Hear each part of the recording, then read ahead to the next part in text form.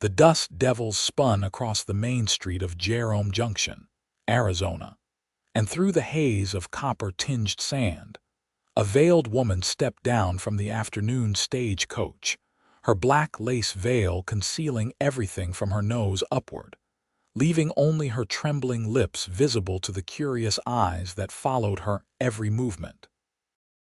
Lydia Harper clutched her worn carpetbag tighter as she navigated the wooden sidewalk, her boots clicking against the planks while the September heat of 1878 pressed down on her like a physical weight. She had traveled 3 weeks to reach this mining town perched on Mingus Mountain, fleeing a past that had marked her as surely as the scars hidden beneath the veil she had worn for the past 2 years. The Wells Fargo agent had assured her that Jerome Junction needed schoolteachers, that the copper boom had brought families flooding into the area, and that a woman of education could make a fresh start in the Arizona territory. What he had not mentioned was how the mountain winds could cut through fabric like a knife, or how the eyes of rough miners would track a solitary woman like predators watching prey. The hotel stood 3 stories tall, painted a fading yellow that had been scoured pale by the relentless sun. Lydia pushed through the door, grateful for the shade, and found herself in a modest lobby where a thin man with wire spectacles looked up from his ledger. "Room for the night," she said softly, her voice barely carrying across the space. $2, the clerk replied, his gaze lingering on her veil with undisguised curiosity. "Staying long in Jerome Junction. I am the new schoolteacher." His eyebrows rose. "That's so. Well, welcome then, Miss Harper, Lydia Harper." As she signed the register, the clerk leaned forward conspiratorially. "Might want to be careful around town until folks get to know you. Mining camps can be rough on women traveling alone, and with that veil, people will talk." Let them talk, Lydia thought bitterly. They would talk far more if they saw what lay beneath. She had just reached the top of the stairs when shouting erupted from the street below. The sound of breaking glass followed, then a crash that shook the building's frame. Lydia paused, her hand gripping the railing, but the clerk called up reassuringly. "Just the miners blowing off steam. Happens most Saturdays. You will get used to it." But Lydia wondered if she would ever get used to anything again. She found her room, a sparse affair with a narrow bed, a washstand, and a window overlooking the mountains that rose in purple majesty beyond the town. For the first time in weeks, she allowed herself to sink onto the mattress and close her eyes behind the veil she never removed in daylight. The accident had happened in Chicago during the winter of 1876. The tenement fire had spread so quickly that Lydia barely remembered escaping, only the searing pain across her face and the screams of her neighbors. Her mother had died in that fire, and Lydia had emerged from the hospital weeks later with burns that stretched from her right temple across her cheek and down to her jaw, the skin puckered and discolored, a map of her suffering written in scar tissue. The doctors said she was lucky to have survived. The mirror told her a different story. Her fiancé had visited once, his face going pale at the sight of her, and she had released him from their engagement before he could stammer out the words himself. After that, she had begun wearing the veil, first as a bandage, then as protection from the stares and whispers that followed her everywhere. Chicago held too many memories, too many people who had known her before, so when the opportunity came to travel west, she had seized it with desperate hands. Sunday morning arrived with the clanging of church bells from 3 different denominations, each trying to outdo the others.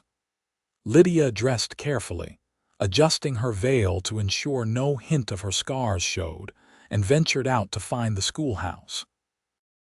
The town looked different in daylight, less menacing but no less rough.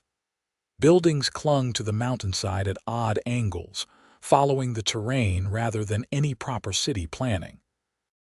Everywhere she looked, evidence of copper mining scarred the landscape, great heaps of tailings, massive wooden headframes marking mine shafts, and the constant rumble of ore carts on narrow gauge tracks. The schoolhouse sat on the eastern edge of town, a small structure built of local stone with a bell tower that listed slightly to one side.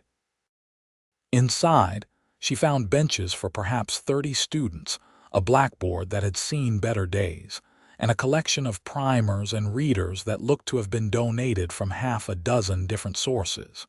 She was taking inventory when a shadow filled the doorway. "You the new teacher?" Lydia turned to find a woman in her 40s, robust and sun-weathered, regarding her with frank assessment. "I am Lydia Harper, Martha Jennings. My husband runs the assay office. I am head of the school board, such as it is." Her eyes fixed on the veil. "That for mourning." In a manner of speaking.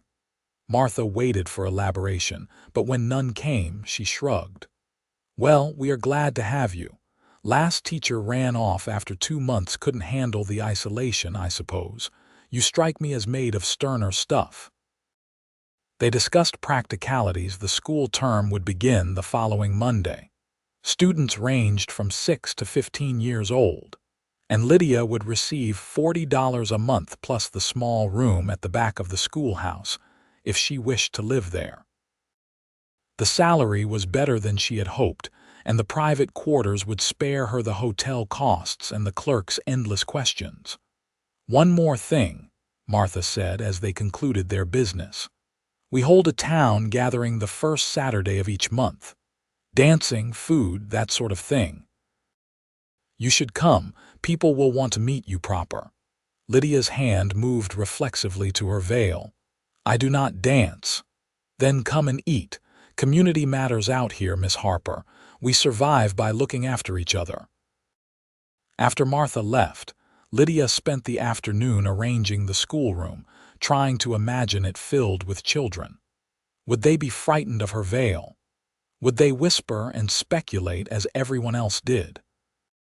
She pushed the thoughts aside and focused on the work, losing herself in the familiar comfort of books and learning. She was shelving primers when she heard heavy footsteps outside. A man ducked through the doorway, so tall and broad-shouldered that he had to turn slightly to fit through the frame. Lydia's breath caught. He stood well over 6 feet, with muscles that strained the fabric of his homespun shirt. Dark hair fell past his shoulders, tied back with a leather cord, and a thick beard covered his jaw. His eyes were the color of pine forests, and they assessed her with surprising gentleness. "Help you?" Lydia asked, her voice steadier than she felt. "Tobias Rourke," he said, his voice a deep rumble. "Heard we had a new teacher. Thought I would welcome you to Jerome Junction." He removed his hat, revealing more of that wild, dark hair, and Lydia noticed the way his hands dwarfed the brim. These were working hands, scarred and calloused, the hands of a man who wrestled his living from the wilderness. "That is kind of you, Mr. Rourke." "Just Tobias." "Not much for formality up in these mountains." He glanced around the schoolroom. "Place looks better already. Last teacher never took much care with it. You have children who will attend." "No, madam. I live up in the high country, mostly keep to myself. Trap and hunt, guide expeditions when the money is good, but I come down to Jerome Junction for supplies now and again." He paused, those green eyes studying her veil without the morbid curiosity most people showed. "That a custom from back east," Lydia stiffened. "It is personal." "Fair enough." He settled his hat back on his head. "Well, if you need anything fresh meat, wood for the stove, help with repairs, my cabin is about 2 hours north up the mountain trail. Anyone in town can point you the right direction." "I will manage, but thank you." Tobias nodded slowly, and Lydia thought she saw something like understanding in his expression. "I expect you will at that. Welcome to Arizona, Miss Harper." He left as quietly as such a large man could, and Lydia found herself standing in the empty schoolroom, her heart beating faster than it had in months. Something about Tobias Rourke unsettled her, not in the way most men did, with their leering or pity, but in a manner she could not quite name. He had looked at her veil the way one might acknowledge a scar on a tree, a fact of existence that neither fascinated nor repelled. It had been a long time since anyone had looked at her that way. Monday arrived with a procession of children, 23 in all, from tiny 6-year-old Emma, who could barely reach the desk, to gangly 15-year-old James, who clearly believed himself too old for schooling. Lydia organized them by ability rather than age, divided them into groups, and set about establishing routines. To her relief, the children accepted her veil without much comment after the initial curiosity. They were more interested in whether she would be strict, whether she would assign much homework, and whether she knew anything about the wild animals that roamed the mountains. The days fell into a rhythm. Lydia taught reading, arithmetic, geography, and history. She drilled them on their letters and numbers, read to them from whatever books she could acquire, and tried to instill in them some appreciation for learning. The work exhausted her, but it also gave her purpose. When she stood at the blackboard, explaining the formation of the copper deposits that sustained their town, or reading from a book of American poetry, she could almost forget the veil that separated her from the world. Tobias Rourke appeared in town every 10 days or so, and each time he made a point of stopping by the schoolhouse. Sometimes he brought fresh venison or wild turkey, which Lydia gratefully accepted. Sometimes he simply checked on how she was settling in. He never pressed her about the veil, never asked intrusive questions, and his presence gradually became something she anticipated rather than dreaded. "You are good with the children," he observed one afternoon in early October, watching through the window as her students played during their lunch break. "They are good children," Lydia replied. "Rough around the edges but eager to learn. Takes a special kind of person to see that eagerness. Most folks just see the rough edges." He shifted his weight, and Lydia was again struck by the sheer size of him, the way his shoulders seemed to fill whatever space he occupied. "You planning to stay on after this term? I have nowhere else to go." The words came out more honestly than she intended, and she saw Tobias nod slowly. Jerome Junction grows on a person. It is not much to look at, but the people are solid, and the mountains. He gestured toward the purple peaks visible through the window. "The mountains have a way of making everything else seem small." "You love it here," Lydia said, and it was not a question. "Born in Tennessee, but I have been roaming these territories for near 15 years. Tried settling in towns, working regular jobs, but it never took. Out in the high country a man can breathe, can be himself without everyone watching and judging." He caught himself and added, "Suppose that sounds foolish to an educated woman like yourself." "It sounds like freedom," Lydia said softly, "and there is nothing foolish about that." Their eyes met, and Lydia felt something shift between them, some unspoken understanding passing in the space of a heartbeat. Tobias cleared his throat and stepped back. "Better let you get back to your work. Just wanted to drop off those books Martha mentioned you needed. Found them in Prescott last week." He had traveled all the way to Prescott, a full day's ride, to acquire geography primers for her students. Lydia felt warmth bloom in her chest, unfamiliar and startling. "That was very kind. You did not have to do that." "Wanted to," Tobias said simply. And then he was gone, striding up the street with the easy, powerful gait of a man comfortable in his own skin. October gave way to November, and the temperatures in Jerome Junction began to drop. The high country received its first snow, and Tobias came down from the mountains more frequently. stockpiling supplies for the winter months when the trails would become impassable. Lydia found reasons to visit the general store when she knew he would be there, and their conversations lengthened, touching on books and philosophy, nature and survival, the differences between eastern cities and western wilderness. "You ever miss Chicago?" he asked one evening as they stood outside the store, watching the sun paint the mountains in shades of amber and rose. "I miss what it represented," Lydia said carefully. "Safety, certainty, knowing what each day would bring, but the city itself, no, too many ghosts." "We all got ghosts," Tobias said. "Question is whether we let them haunt us or teach us." Lydia turned to look at him fully, this mountain of a man with his wild hair and gentle eyes. "What do your ghosts teach you, Tobias?" He was quiet for a long moment, his gaze on the distant peaks.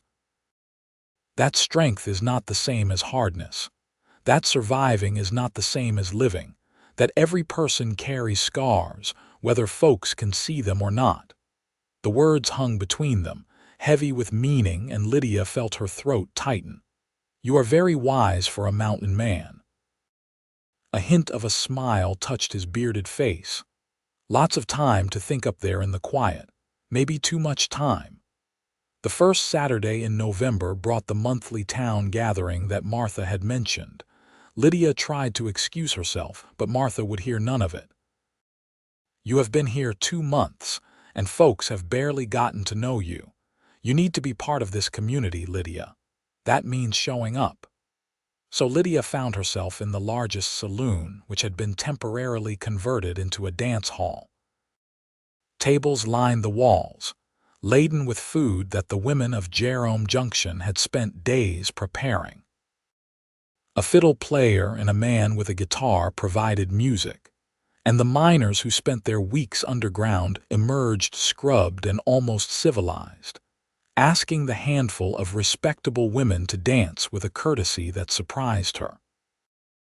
Lydia positioned herself in a corner, accepting a plate of food and watching the festivities with detachment. Several men approached to introduce themselves, but her veil and quiet demeanor discouraged prolonged conversation. She was considering slipping away when a familiar voice spoke beside her. "Evening, Miss Harper." Tobias stood there, and Lydia barely recognized him. He had trimmed his beard, though it still covered his jaw in thick waves, and his hair was tied back neatly.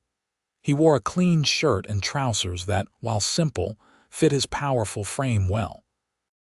But what struck her most was the way he looked at her, with that same gentle assessment that never felt invasive. "Tobias, I did not expect to see you here. Could say the same about you. This does not seem like your kind of affair," Martha insisted. He nodded, understanding. "She is persistent when she decides what is good for folks. Dance with me." Lydia's hand flew to her veil. "I told you I do not dance." "Then walk with me. Too hot in here anyway, and the stars are better company than most of these folks." Before she could formulate an excuse, Tobias offered his arm. After a moment's hesitation, Lydia took it, feeling the solid muscle beneath the fabric, and allowed him to guide her outside. The November night was cool and clear, the sky blazing with more stars than she had ever seen in Chicago. They walked in silence up the street, away from the noise of the gathering, until they reached the edge of town where the buildings gave way to scrub and rock. Tobias leaned against a hitching post, and Lydia stood a few feet away, acutely aware of the intimacy of being alone with him in the darkness. "Why did you really come tonight?" she asked. "Heard you would be here. Figured you might need a friendly face." The simple honesty of it disarmed her completely. "You are very kind to me, Tobias. I do not understand why." He pushed away from the post and turned to face her, and even in the darkness she could see the intensity in his eyes. "You want the truth?" Her heart hammered against her ribs. "Yes." "Because from the first moment I saw you, I recognized something. You are running from something, same as I did when I came out here. You are hiding, thinking if you make yourself small and quiet enough, maybe the pain will not find you. But it does not work that way, Lydia. I know because I tried it for years. She took a step back, her breathing shallow. You do not know anything about me. I know you are scared. I know you think that veil protects you from people's judgment, but what it really does is keep you locked away from living. And I know, he paused, seemed to gather himself. I know that you are the first woman in 15 years who has made me think about something other than solitude. Lydia's world tilted on its axis. Tobias, you do not have to say anything. I am not asking for anything. I just wanted you to know that someone sees you, Lydia Harper. Not the veil, not whatever you think you are hiding. You. Tears burned behind her eyes and she turned away before he could see them fall, even though the veil would have hidden them. You would not say that if you could see my face. Try me. The words were a challenge and an invitation, and they hung in the air between them like a bridge she was terrified to cross. How could she make him understand? The scars were not just physical, they were proof of her failure to save her mother, evidence of the night that had destroyed everything she had been. They marked her as damaged, as someone to pity or avoid. I cannot, she whispered. Tobias moved closer, but he did not touch her. Then I will wait. However long it takes, Lydia. I am a patient man. They stood there in the darkness, two damaged souls orbiting each other, and Lydia felt something inside her crack open just a little. For the first time since the fire, she allowed herself to imagine what it might be like to be seen, truly seen, by another person. The thought terrified her. It also filled her with a desperate, aching hope. The winter months settled over Jerome Junction with surprising gentleness. Snow dusted the higher peaks but rarely reached the town itself, and the days remained clear and bright. Lydia's students progressed in their studies, and she found genuine satisfaction in watching them master new concepts. Young Emma learned to read, and 15-year-old James grudgingly admitted that geography was more interesting than he had expected. Tobias continued his visits, always with some excuse. He had shot an elk and thought she might want some meat. He had found interesting stones in the high country that could teach the children about geology. He needed her advice on a book he had purchased in Prescott. The excuses grew thinner, but neither of them acknowledged it. Instead, they fell into an easy companionship, talking for hours about everything and nothing. He told her about his childhood in Tennessee, the violence of the war that had orphaned him at 12, his wandering years as he drifted west working cattle drives and wagon trains. She told him carefully edited stories of Chicago, her mother's work as a seamstress, her own education at a seminary for young ladies, her love of teaching. They skirted around the pain, acknowledging its presence without diving into the depths. One afternoon in late December, Tobias brought a Christmas tree to the schoolhouse, a fragrant pine he had cut from the high country. The children squealed with delight and spent an afternoon decorating it with paper chains and strings of popcorn. Lydia stood back and watched, and for a moment she felt almost happy. "You got a gift with them," Tobias said quietly, standing beside her as the children worked. "They are easy to love," Lydia replied. "They do not judge, they accept. Maybe adults could learn something from that." She glanced at him sidelong. "You accept me. Nothing to accept. You are who you are, Lydia. That is enough." But was it? Late at night, alone in her small room behind the schoolhouse, Lydia would remove her veil and study her reflection in the mirror by candlelight. The scars had faded somewhat with time, but they still dominated the right side of her face, a twisted landscape of puckered skin and discoloration. She was 24 years old, and she looked like a monster. How could Tobias possibly want her when he saw the truth? Yet his words echoed in her mind. "However long it takes, I will wait. Christmas came and went with a celebration at the church. And as the new year of 1879 dawned, Lydia realized she had been in Jerome Junction for 4 months. 4 months of teaching, of building a life, of slowly allowing herself to believe she might have a future. And through it all, Tobias had been there, steady as the mountains themselves, asking nothing but offering everything. January brought fiercer cold, and Tobias stayed in town for longer stretches, renting a room above the livery stable rather than fighting the snow-choked trails to his cabin. He helped repair the schoolhouse roof, chopped firewood for Lydia's stove, and became such a fixture that the townspeople began to comment. "That mountain man is sweet on you," Martha said one afternoon with poorly concealed glee. Never seen Tobias Rourke pay this much attention to anything except his traps and his solitude. Lydia busied herself with organizing books. "We are friends. Honey, men like Tobias do not have women friends. He wants to court you proper. Anyone can see that. Question is, what do you want?" What did she want? The question plagued her through the short winter days. She wanted to be normal again, to walk through town without her veil, to look at Tobias without wondering when he would recoil in horror. She wanted to believe that someone could love her despite the scars, or perhaps even because of them, because they were part of her story. But wanting and believing were two different things. The confrontation came on a frigid evening in early February. Lydia had stayed late at the schoolhouse, grading papers by lamplight when Tobias appeared in the doorway. Snow dusted his shoulders and clung to his dark hair, and his expression was more serious than she had ever seen it. "We need to talk," he said without preamble. Lydia set down her pen carefully. "About what?" "About this dance we have been doing for 5 months, about what is really between us." He stepped inside and closed the door against the wind. "I am not a man of fancy words, Lydia, so I am just going to say this straight. I am in love with you." The words hit her like a physical blow. "Tobias, let me finish."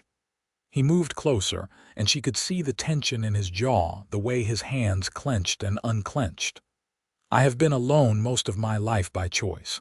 Told myself I did not need anyone, that solitude was freedom. Then you stepped off that stagecoach, hiding behind that veil, and something in me recognized something in you. We are both running, both hiding, both so damned scared of being hurt again that we have built walls around ourselves." "You do not understand," Lydia said, her voice shaking. "Then help me understand. Tell me what you are so afraid of." "This," she gestured violently at her veil, "this is what I am afraid of. The moment you see what is underneath, everything will change. You will look at me differently, speak to me differently. The care in your voice will turn to pity, and I cannot bear that, Tobias. Not from you." He was silent for a long moment, and when he spoke, his voice was gentler. "You think you are the only one carrying scars." Before she could respond, Tobias pulled his shirt over his head in one smooth motion. Lydia gasped.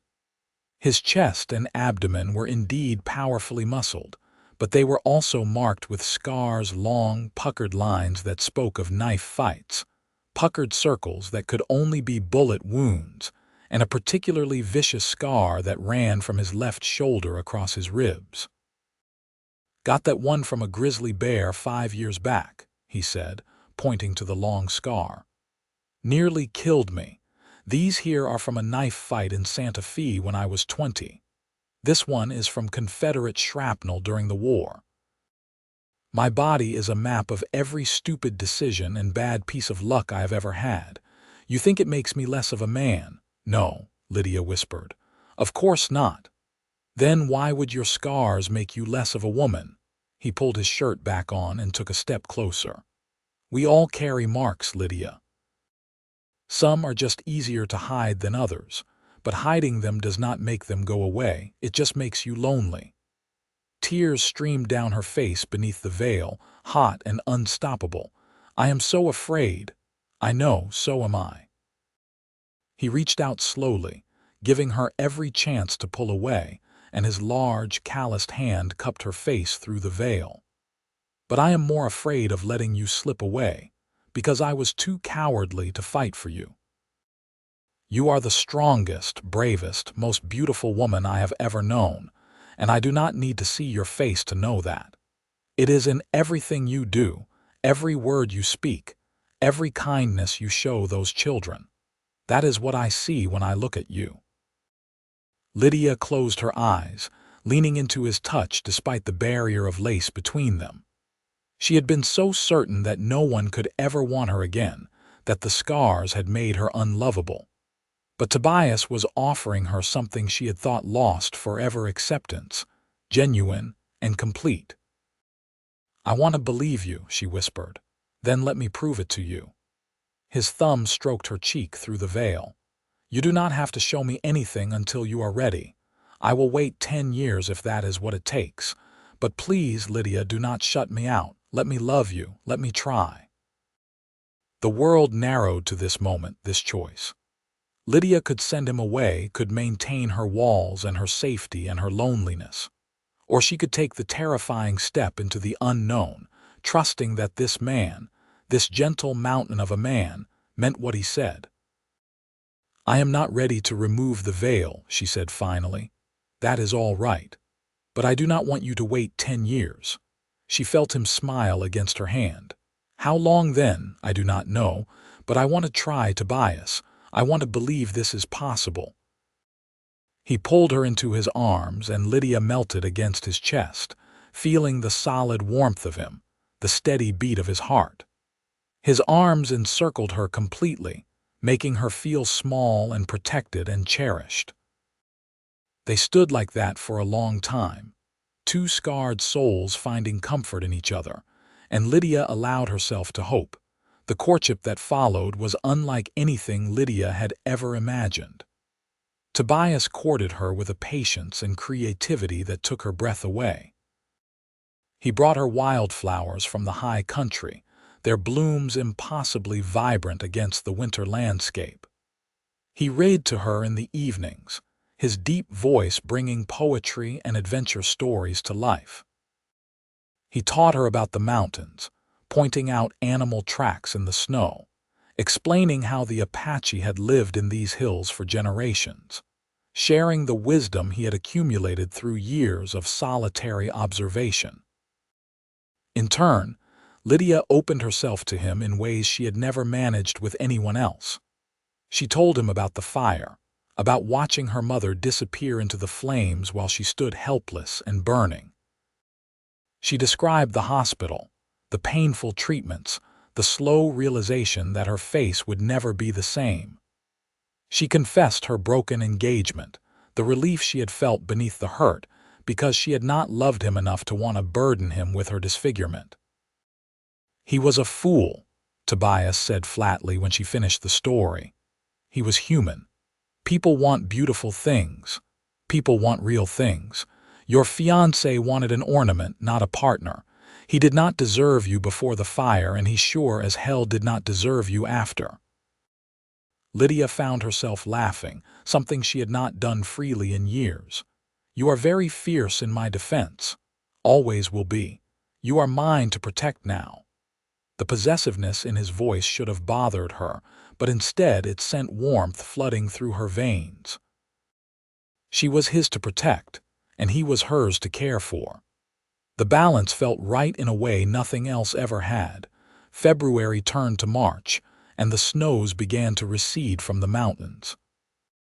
Tobias grew restless with the approaching spring, torn between his desire to return to the high country and his reluctance to leave Lydia. They discussed it one evening as they walked the perimeter of town, the sunset painting the sky in shades of coral and purple. Come with me, Tobias said suddenly. Lydia stopped walking. What? Come up to the cabin for a few days. School breaks for Easter next week. Come see where I live, how I spend my time when I am not in town mooning over you. Her heart raced. That would not be proper. Lydia, We are in Arizona territory, not Boston. Besides, I am not suggesting anything improper. I have a perfectly good cabin with a perfectly good guest room, and I would be the perfect gentleman." He grinned, his teeth white in his beard. "Well, mostly perfect." Despite her better judgment, Lydia found herself agreeing. The thought of seeing Tobias in his natural environment, of experiencing the mountains he loved so much, was too tempting to resist. And perhaps, away from the curious eyes of Jerome Junction, she might find the courage to take the final step. They set out early Monday morning on 2 horses Tobias had borrowed from the livery. The trail climbed steadily into the pine-covered mountains, following a path that Tobias navigated with unconscious ease. Lydia, who had never been much of a rider, clung to her saddle and tried not to think about the drop-offs that occasionally appeared beside the trail.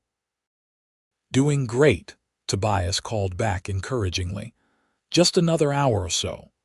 The cabin appeared in a clearing surrounded by towering ponderosa pines.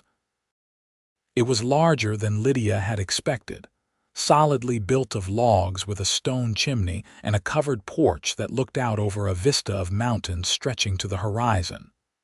Smoke rose from the chimney, and as they approached, Lydia realized someone was there. "That will be Jacob," Tobias explained, dismounting. "Paiute friend of mine. I asked him to come up and get the place ready for us." A man emerged from the cabin, older than Tobias, with long gray-streaked hair and a face mapped with deep lines. He and Tobias clasped forearms in greeting, then Tobias turned to help Lydia down from her horse. "Jacob, this is Lydia Harper. Lydia, Jacob, many horses." The older man studied her with eyes that seemed to see straight through the veil, but his expression held only welcome. "You are the teacher. Tobias speaks of you often." "Does he?" Lydia glanced at Tobias, who had the grace to look slightly embarrassed. "Every time I see him, he finds a way to mention you. The teacher who loves books, the teacher who is kind to children, the teacher with the sad eyes." Jacob's gaze grew gentle. "I am glad he has found someone to share his heart with. He has been alone too long." The visit established a pattern for the next few days. Tobias showed Lydia his world, the creek where he fished for trout, the meadow where elk came to graze at dawn, the rocky outcropping that provided a view across 3 mountain ranges. He taught her to identify animal tracks, to move quietly through the forest, to read the weather in the clouds that gathered over the peaks. And everywhere they went, he talked, opening himself to her in ways that made her chest ache with tenderness. "This is where I came when I thought I could not take another day around people," he said one afternoon as they sat on sun-warmed rocks beside a waterfall. "After the war, I had so much anger in me, I did not know what to do with it all. I would ride up here and just sit, listening to the water until the anger drained away. And did it work, eventually? Took years, but yeah, the mountains have a way of putting things in perspective. Your problems do not seem so big when you are standing under a sky that big on land that old." He turned to her, his green eyes serious. "That is what I want to give you, Lydia. Perspective, peace, a place where you do not have to hide unless you want to." That evening they sat on the cabin's porch as the sun set, painting the sky in impossible colors. Tobias had his arm around her shoulders, and Lydia leaned against his side, fitting perfectly beneath his arm. The veil felt like a physical weight, separating her from this moment from him. "Can I ask you something?" Tobias said quietly. "Anything. What would it take for you to trust me enough to remove the veil?" Lydia was quiet for a long time, watching the stars emerge one by one in the darkening sky. "I do trust you, Tobias. That is not the problem. The problem is trusting myself. Trusting that I can bear to see the change in your eyes when you look at me. What if your eyes do not change? They always change. pity, disgust, awkward determination to pretend everything is normal. I have seen all of it. Tobias shifted, turning to face her more fully. You know what I think? I think you are using that veil as a test, a way to prove to yourself that no one could really love you so you can stay safe in your loneliness. Because if I see your scars and run away, you can tell yourself you were right all along. But Lydia, I am not running. I am right here and I am staying. The words cut through every defense she had constructed, laying bare the truth she had been avoiding. He was right. Some part of her wanted him to fail this test, wanted confirmation that love was impossible for someone like her. Because if she never tried, she could never be hurt again. You see too much, she whispered. I see you. All of you, the scared parts and the strong parts and everything in between, and I love all of it. Lydia's hands trembled as she reached up to the pins that held her veil in place. This was at the moment that would change everything. Either he would prove her fears right, or he would shatter them completely. Terror warred with hope in her chest, nearly paralyzing her. You do not have to, Tobias said gently. Not until you are ready. If I wait until I am ready, I will wear this veil forever. She removed the first pin, then the second. I am tired of hiding, Tobias. I am tired of being afraid. The third pin came free, and then the fourth. The veil loosened, and Lydia felt the evening air touch her scars for the first time in months.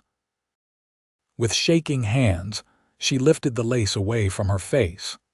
The silence stretched between them, and Lydia forced herself to keep her eyes open to watch his reaction. Tobias's gaze traveled over her face, taking in the twisted scar tissue that covered her right cheek and temple, the discolored skin, the puckered texture that would never smooth. His expression was unreadable in the fading light. Then, slowly, he reached out and cupped her scarred cheek in his palm. His thumb traced the line where damaged skin met whole, and his touch was infinitely gentle. Beautiful, he said, his voice rough with emotion. You are so beautiful, Lydia. A sob tore from her throat, and then she was crying great gasping tears that she had held back for 2 years. Tobias pulled her against his chest, and she clung to him while he stroked her hair and murmured wordless comfort. He did not flinch from her scars. He did not pull away. He held her tighter as if she were something precious he would fight the world to protect. When the storm of tears finally subsided, Lydia pulled back enough to look at him through wet lashes. You really mean it? You really think I am beautiful, inside and out, these scars? He traced them again with gentle fingers. They are part of your story, Lydia. They show that you survived something terrible. They prove you are strong. Why would I see them as anything but beautiful? Most people do not see it that way. Most people are fools. He leaned forward and pressed his lips to her scarred cheek, then her temple, then the bridge of her nose.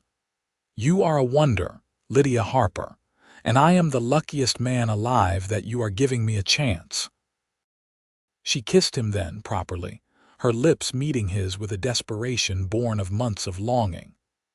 Tobias responded with equal fervor, one hand tangling in her hair while the other pressed against the small of her back, drawing her closer.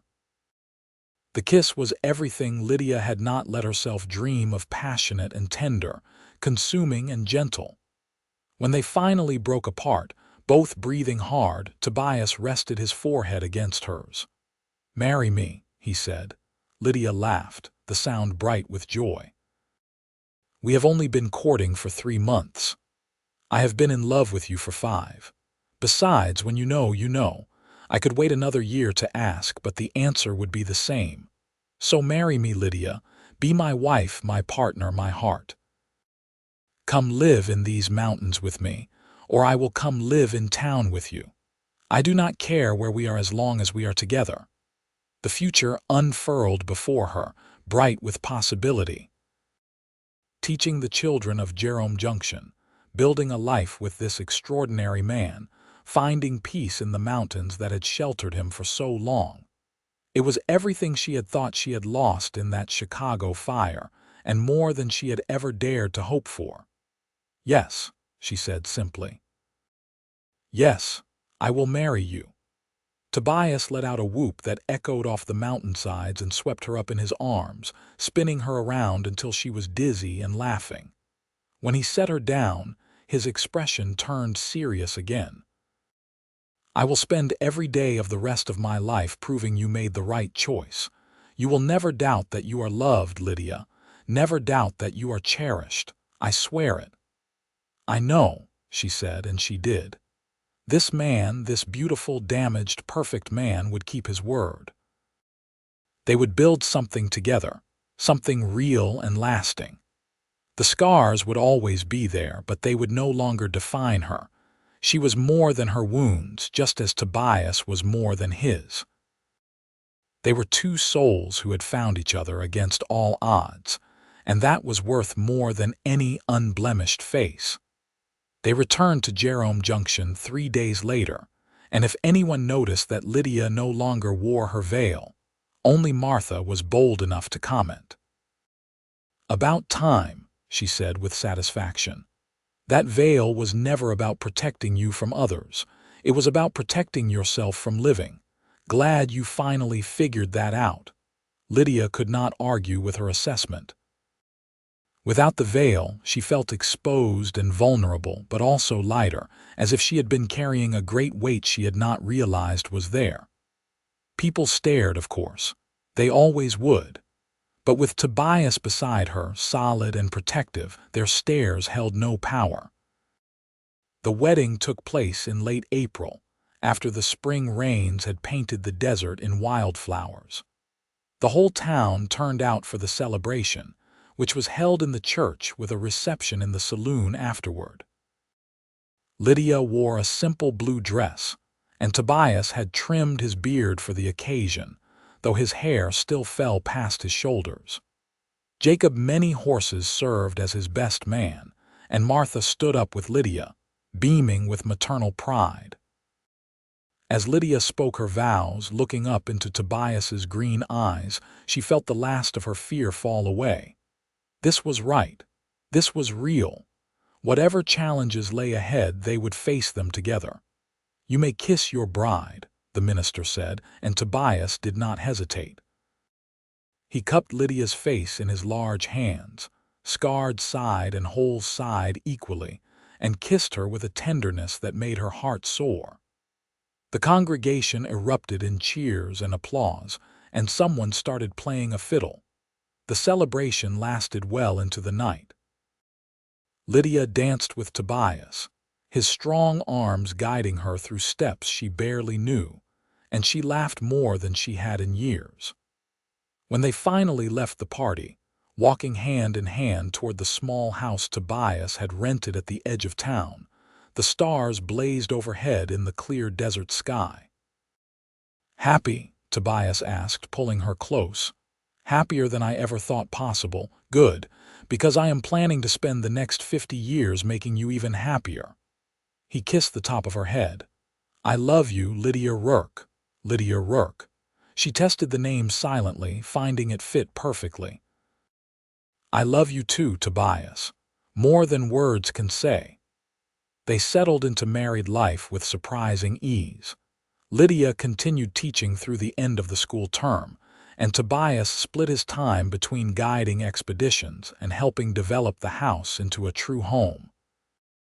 He built bookshelves for Lydia's growing collection, expanded the kitchen, and added a covered porch where they could sit in the evenings and watch the sun set over the mountains. When summer arrived and school let out, Tobias took Lydia up to his cabin in the high country for an extended stay. She had worried that the isolation might bother her, but instead she found peace in the rhythm of mountain life. She learned to fish in the cold streams, to identify edible plants, to read the signs of approaching weather. Tobias taught her to shoot, patiently correcting her stance until she could hit a target with reasonable accuracy. "Never know when you might need to defend yourself," he explained. These mountains can be dangerous. But Lydia never felt in danger, not with Tobias beside her. He moved through the wilderness with a confidence born of long experience, and she trusted him absolutely. At night, they would lie in bed and talk for hours, sharing dreams and fears, stories and silences. She had never imagined marriage could be this easy, this right. In September, when they returned to Jerome Junction for the new school term, Lydia had news. She was pregnant. Tobias received the information with stunned joy, then immediate concern. "Are you sure you are all right? Should you still be teaching? What do you need?" The questions tumbled out in a rush. Lydia laughed and took his face in her hands. "I am fine. Women have been having babies since the beginning of time, Tobias. I can manage a classroom of children for a few more months." But Tobias hovered protectively throughout her pregnancy, much to the amusement of the townspeople. He insisted on walking her to and from the schoolhouse, on carrying anything heavier than a book, on making sure she ate regular meals. Lydia found his concern endearing, even when it bordered on excessive. Their son was born in early May of 1880, a healthy boy with his father's dark hair and his mother's gray eyes. They named him Thomas, and Tobias cradled the tiny baby in his massive hands with a gentleness that made Lydia weep. "He is perfect," Tobias whispered, staring at his son in wonder. "We made something perfect." "We did," Lydia agreed, exhausted but happier than she had ever been. Her little family, unlikely as it was, completed her in ways she had not known were possible. Thomas proved to be an easy baby, content to sleep in a basket beside Lydia's desk, while she taught, or to ride in a sling against Tobias's chest while he worked around the house. The mountain man took to fatherhood with the same intensity he brought to everything else, reading to his son from books Lydia chose, taking him on walks to point out birds and plants, singing old Tennessee ballads in his rumbling voice until Thomas fell asleep. "You are a natural," Lydia told him one evening as she watched him rock their son. "Got a good teacher," Tobias replied, his eyes on her face. "You showed me what it means to be brave enough to love." The years flowed past like water in the mountain streams. Thomas grew into a sturdy toddler, then a curious boy who loved the mountains as much as his father did. Lydia gave birth to a daughter in 1882, a red-faced little thing they named Grace, and then another son in 1884, who they called Matthew. The house expanded to accommodate the growing family, and Tobias built a larger cabin in the high country where they spent their summers. Jerome Junction changed too. The copper boom intensified, bringing more families, more businesses, more civilization to the mountain town. The schoolhouse was enlarged, and Lydia found herself training 2 assistant teachers to help with the growing student population. She became a fixture in the community, respected not despite her scars, but because of the strength they represented. Tobias gradually reduced his guiding and trapping, focusing instead on ranching and timber work that kept him closer to home. He never lost his love for the high country, but his family became his anchor, the center around which everything else revolved. On their 5th anniversary, he presented Lydia with a delicately carved wooden box. "What is this?" she asked, turning it over in her hands. "Open it." Inside, nestled on velvet, was her old veil. Lydia stared at it, memories flooding back of the frightened woman who had stepped off the stagecoach 5 years earlier. "I found it in a trunk," Tobias explained. "Thought you might want to keep it. Not to wear," he added quickly, "but to remember. You are not that scared woman anymore, Lydia. You fought your way through fear and found yourself on the other side. That is worth remembering." Lydia ran her fingers over the delicate lace, thinking of all the months she had hidden behind it, all the pain and isolation it represented. But Tobias was right, it was also a symbol of her journey, of the courage it had taken to remove it that evening on the mountain. "Thank you," she said softly, "for seeing me when I could not see myself, for loving me when I thought I was unlovable, for being patient enough to wait for me to catch up." Tobias pulled her into his arms, and Lydia went gladly, resting her scarred cheek against his chest. This was home, not the house or the town or even the mountains, but this embrace, this man, this love they had built together from broken pieces. The years continued their steady march. Thomas, at 12, showed signs of his father's love for the wilderness, spending every spare moment in the mountains learning tracking and survival skills. Grace, at 10, had inherited Lydia's love of books and could often be found curled up in a corner with a primer, reading far beyond her years. Matthew, at 8, was the charmer of the family, able to talk his way out of trouble with a smile and a quick wit. In 1892, Lydia stood on the porch of their home, watching her children play in the yard while Tobias chopped wood for the winter. She was 40 years old, and when she caught her reflection in the window glass, she saw the scars that had defined her youth. They were still there, faded somewhat but permanent. But she also saw laugh lines around her eyes, sun-touched skin from years in the Arizona mountains, and a contentment that radiated from within. "What are you thinking about?" Tobias asked, setting down his axe and coming to stand beside her. "How lucky I am. How different my life is from what I imagined that day I arrived in Jerome Junction." "Better or worse?" Lydia turned to him, this man who had seen past her scars to the woman beneath, who had loved her with a patience and ferocity that still took her breath away. Silver threaded through his dark hair now, and his beard was more gray than black, but his eyes were the same green that had captured her heart all those years ago. "So much better," she said. "I thought I had lost everything in that fire. I thought the scars meant I could never be loved, never be whole. But you showed me I was wrong. You showed me that being whole does not mean being unmarked. It means being brave enough to let someone see your scars and trust they will not turn away." Tobias cupped her face in his work-roughened hands, his touch as gentle as it had been that first time. "You are the bravest woman I know, Lydia Rourke, and you are still the most beautiful."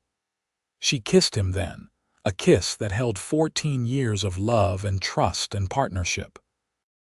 Around them, their children played and laughed, the mountains stood eternal, and the Arizona sun painted the sky in gold. This was the life she had built from ashes, the family she had never thought she would have, the love that had saved her when she thought she was beyond saving. The veil sat in its box in her dresser, a reminder of who she had been and how far she had come.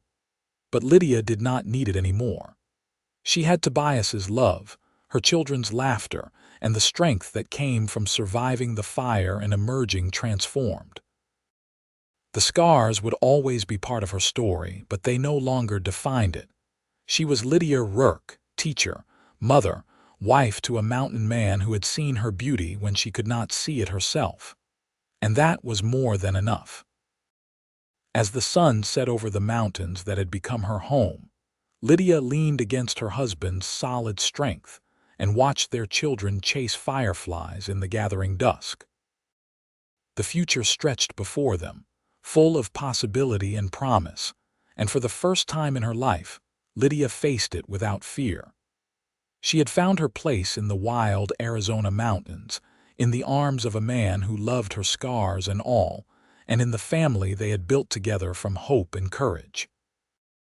The woman who had hidden behind a veil was gone, replaced by someone stronger, braver, and infinitely more alive. And every morning when Lydia looked in the mirror, she saw what Tobias had seen from the beginning, not the scars that marked her, but the light that shone through them, turning damage into something unexpectedly beautiful. Years continued to pass in the warm embrace of their mountain life. By 1895, Thomas had grown into a young man of 15, tall and broad-shouldered like his father, with the same quiet competence in the wilderness. He talked of becoming a surveyor, mapping the territories that were slowly becoming states. Grace, at 13, had developed a passion for teaching and often helped her mother in the schoolhouse, showing a natural gift with the younger students. Matthew, at 11, remained the family's bright spark, always ready with a story or a joke to lighten the mood. Lydia had stepped back from full-time teaching, passing the responsibility to younger teachers while she focused on curriculum development and training. The school board had appointed her superintendent of schools for the Jerome Junction district, a position that allowed her to shape education for the entire region. It was satisfying work, and it gave her more time to spend with Tobias, whose guiding business had evolved into a successful outfitting operation that supplied expeditions throughout the territory.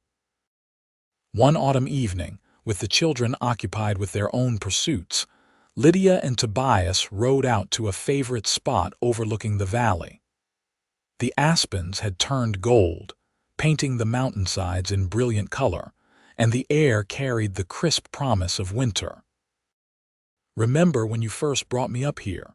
Lydia asked, dismounting with the ease of long practice. "You were terrified of the heights," Tobias recalled with a grin. "Thought you might fall right off that horse. I was terrified of a lot of things back then." She moved to stand at the overlook, Tobias's arm coming around her waist. "You changed all that. We changed each other. I was half wild when we met, more comfortable with silence than conversation. You gentled me, Lydia, taught me how to be part of a family again." They stood in companionable silence, watching an eagle soar on thermal currents far below. This was what their marriage had become, not the desperate need of those early days, but something deeper and more enduring. They had weathered sleepless nights with babies, financial uncertainties, illness, and all the small trials that tested a partnership. And through it all, they had chosen each other, over and over again. "Thomas talked to me about going to Phoenix for surveying training," Tobias said finally. "I know. He mentioned it to me too. What do you think?" "I think he needs to make his own path, same as we did. Much as I would love to keep him close, these mountains are not big enough to hold all his dreams." Lydia nodded, feeling the bittersweet ache of watching children grow up. "Grace will probably want to attend the normal school in Flagstaff when she is old enough. And Matthew, Lord knows what that one will do. They will be fine. We raised them to be strong and kind. That is all any parent can do." Tobias turned her to face him. "But that means it will just be you and me again eventually. Think you can stand it, being alone with this old mountain man?" Lydia laughed, rising on her toes to kiss him. "I think I can manage. Though you are not old, you are 47, hardly ancient. Feel ancient sometimes. All these years of hard living. Well, you do not look it. Still strong enough to sweep me off my feet." To prove the point, Tobias picked her up effortlessly, making her shriek with laughter. He spun her around once before setting her gently back on her feet, his expression turning tender. "I love you, Lydia Rourke, more now than when we married, if that is even possible." "It is possible," she said softly, "because I feel the same way. You are my heart, Tobias. My home. Everything good in my life started the day you walked into that schoolhouse and saw past my veil." They made love that night in the cabin, the windows open to the mountain air, their bodies familiar and cherished after so many years together. Afterward, Lydia lay with her head on Tobias's chest, listening to the steady beat of his heart, and felt grateful beyond measure for this extraordinary life. In 1896, Arizona Territory continued to grow and change. Railroads connected once isolated communities, and talk of statehood filled the air. Jerome Junction had evolved from a rough mining camp into a proper town with schools, churches, a library, and even a small hospital. Lydia served on the boards of multiple civic organizations, using her education and experience to help shape the community's development. But the mountains remained unchanged, eternal in their beauty. Tobias and Lydia still spent their summers at the high cabin, though now often with visiting grandchildren, as Thomas married a surveyor's daughter from Phoenix, and Grace became engaged to a young teacher from Flagstaff. Matthew, true to form, had announced his intention to study law, declaring that the territory would need good lawyers when it became a state. On a spring morning in 1897, Lydia woke to find Tobias already up, standing on the porch watching the sunrise. She wrapped a shawl around her shoulders and joined him, slipping her hand into his. "Could not sleep?" she asked. "Too beautiful a morning to waste sleeping." He squeezed her hand. "Been thinking about something, though." "What is that?" "Been nearly 20 years since you took off that veil. 20 years since you trusted me enough to show me your whole self." He turned to face her, and in the golden light of dawn, Lydia could see the emotion in his eyes.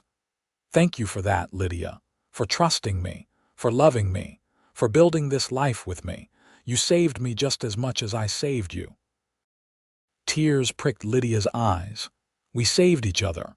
Two broken people who found the courage to be whole together. Not broken, never broken, just scarred. And scars are not weakness, they are proof of strength, proof that we survived." Lydia reached up to trace the old knife scar on his jaw, then guided his hand to her own scarred cheek. "We wear our scars honestly now. No more hiding." "No more hiding," he agreed.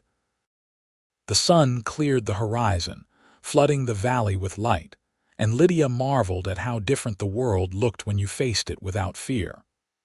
The scars that had once seemed like the end of everything had actually been the beginning of her true life, her real self, her deepest love. By 1900, the new century dawned on a changed world. Thomas and his wife had given them 2 grandchildren, and Grace was expecting her first child. Matthew had finished his law studies and returned to Jerome Junction to practice, already making a name for himself as a fierce advocate for minors' rights. Tobias and Lydia, now in their late 40s, had begun to slow down, spending more time in contemplation and less in constant activity. One evening, Lydia pulled out the wooden box that held her veil. She had not looked at it in years, but something drew her to it now. The lace was yellowed with age, delicate as spider silk. She lifted it out carefully.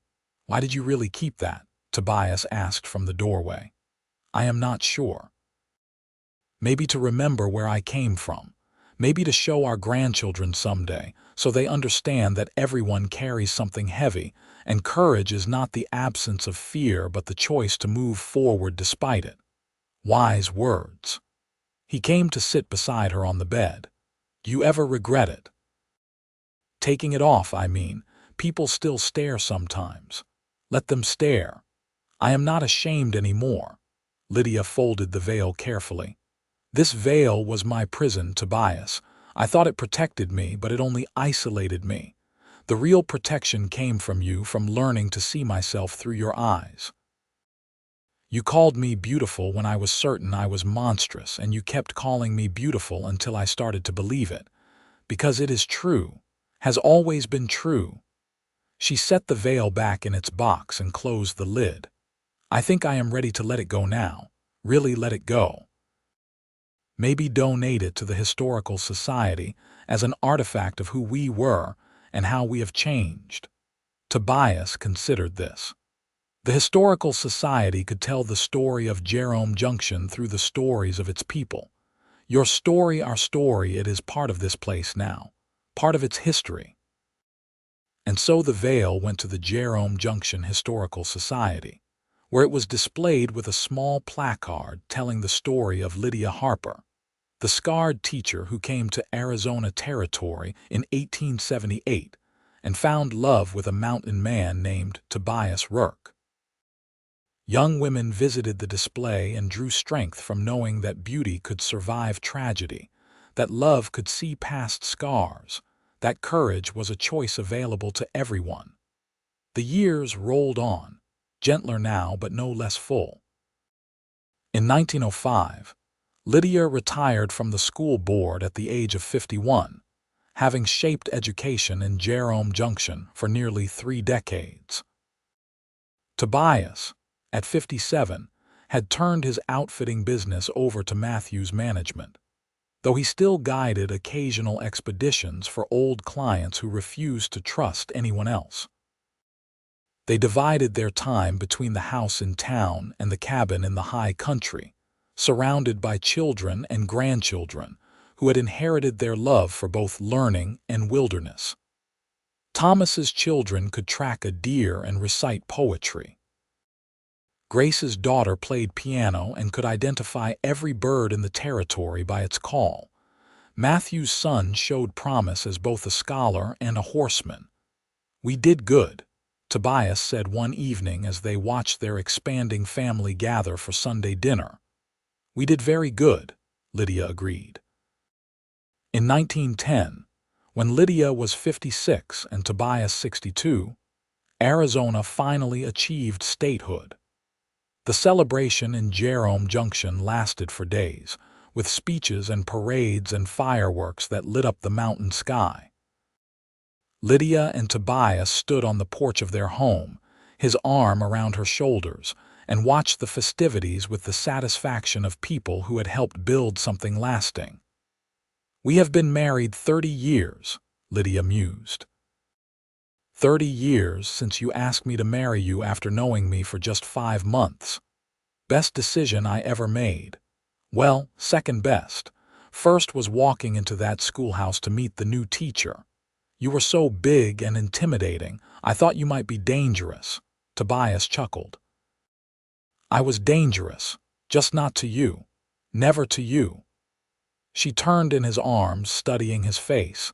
Silver completely dominated his hair and beard now, and deep lines mapped his weathered features. But his eyes were the same green that had captured her heart, and his hands were still gentle when they touched her face. "You are still the most handsome man I have ever seen," she said. "And you are still the most beautiful woman. Always will be." They kissed as fireworks exploded overhead, two souls who had found each other in the wilderness and built a love that had lasted 3 decades. The scars were still there, faded but permanent, a part of their story. But they no longer defined that story. Love did. Courage did. The choice to see beauty in unexpected places, to find strength in vulnerability, to build a life from broken pieces. As the new century progressed, as Arizona found its place as the 48th state, as Jerome Junction evolved from mining camp to established town, Lydia and Tobias remained constant. They were the couple everyone knew, the mountain man and the scarred teacher who had fallen in love against all odds. Young couples sought their advice. Struggling families found support in their wisdom. And through it all, they remained devoted to each other with a steadiness that inspired everyone who knew them. In 1920, as they celebrated their 40th wedding anniversary, their children and grandchildren gathered at the high country cabin for a weekend of festivities. Lydia was 66 now, her hair silver, her body showing the wear of an active life. Tobias, at 72, moved more slowly than he once had, but he was still strong, still protective, still utterly devoted to his wife. Thomas raised a toast. "To my parents, who taught us that love is not about perfection, but about seeing clearly and choosing commitment anyway. To 40 years of partnership, friendship, and devotion. May we all be so lucky." Everyone drank, and Lydia felt tears slip down her cheeks, happy tears, grateful tears. She had lived a life beyond her wildest dreams, All because one man had looked past her veil and seen her true self. That night, alone in their cabin bedroom, Tobias held her close. "No regrets?" he asked softly. "Not a single one. You? Only that I did not find you sooner. Could have loved you twice as long. We have had 40 years, Tobias. 40 beautiful years. That is more than most people ever get. It is not enough. I would take 400 if I could." She kissed him tenderly. "Then we will have to make the most of whatever time we have left. Love each other fiercely. Hold nothing back, and trust that the story we have written together will endure long after we are gone. It will endure. Our children will tell our grandchildren, and our grandchildren will tell their children." The mountain man and the veiled woman who found each other in Jerome Junction and built a love for the ages. Lydia smiled against his chest. "I like that story. It is our story, and it is true." They fell asleep wrapped in each other's arms, two souls who had healed each other's wounds, two hearts beating as one. Outside, the Arizona stars blazed in the infinite sky, and the mountains stood eternal, witnesses to a love that had transformed two broken people into something whole and beautiful. The veil that had once hidden Lydia's face now rested in a museum, a symbol not of shame but of courage, the courage it took to remove it, the courage it took to trust, the courage it took to believe that love could see past scars to the beauty beneath. And every time someone viewed that display, they learned the truth that Lydia and Tobias had discovered in the wild mountains of Arizona territory. Real beauty is not about perfection. It is about authenticity, vulnerability, and the willingness to be seen fully by another person. It is about finding someone who looks at your scars and sees strength, who witnesses your fear and offers courage, who loves not despite your imperfections but because of them, because they make you uniquely, irreplaceably yourself. Tobias had seen Lydia's true beauty from the very beginning, hidden though it was behind lace and fear. And in seeing her, in loving her, in gently removing that veil and calling her beautiful, he had given her the greatest gift of all, the ability to see herself clearly, to accept herself completely, and to live fully and fearlessly in a world that had once seemed designed to hurt her. Their story became legend in Jerome Junction, passed down through generations as a reminder that love can heal the deepest wounds, that courage can overcome the greatest fears, and that sometimes the most beautiful love stories begin with two scarred souls brave enough to show each other their true faces and trust that they will not turn away. And in the end, that trust, that beautiful, terrifying, transformative trust, made all the difference.